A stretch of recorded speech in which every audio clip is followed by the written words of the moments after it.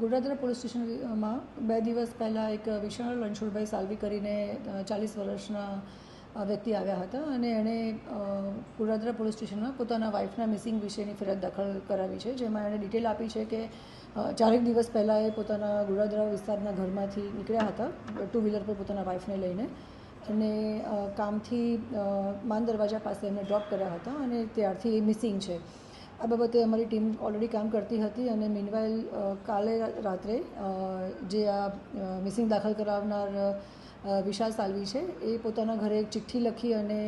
ઘરેથી નીકળી જાય છે. પોલીસ તપાસ દરમિયાન પોલીસ પણ ઇન્વેસ્ટિગેશન મિસિંગની કરી રહી હતી, એટલે એમના ફેમિલી મેમ્બરના કોન્ટેક્ટમાં હતા અને એમના જે ભોગ બનનાર અને જે હસબન્ડ છે વિશાલ, એના ઘરે એના દીકરા પાસેથી એક ચિઠ્ઠી મળે છે, જે ચિઠ્ઠીમાં વિશાલ લખીને જતા રહે છે કે ભાઈ મારી ભૂલ થઈ ગઈ છે અને આ રીતે એક ઘટના બની ચૂકી છે. એ સંદર્ભે પોલીસે તપાસ કરતાં જ્યારે ખબર પડી કે એનું જૂનું ઘર માન દરવાજા પાસે છે, તો બંધ મકાનમાંથી એક લાકડાના બક્સામાં ડેડ બોડી મળે છે, જે FSR રિપોર્ટ અને પ્રાઇમરી જે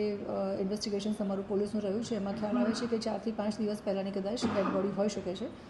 ડેડ બોડી થોડી ફૂલેલી હાલતમાં મળી આવે છે, બોડી પર સ્કાર પણ છે અને જેણે પણ આ કૃત્ય કર્યું છે એણે રો સિમેન્ટ પણ આ બોડી પર નાખેલો છે. અમે બોડીને મર્ડર દાખલ કરી અને PM માટે મોકલી આપેલ છે, તો જે મેડિકલ રિપોર્ટ્સ અને જે FSR રિપોર્ટ PM રિપોર્ટ આવશે એના આધારે અમને ખ્યાલ આવશે કે એકચ્યુઅલી આ ઘટના કેવી રીતે બની છે અથવા તો કેવી રીતે મર્ડર કર્યું છે.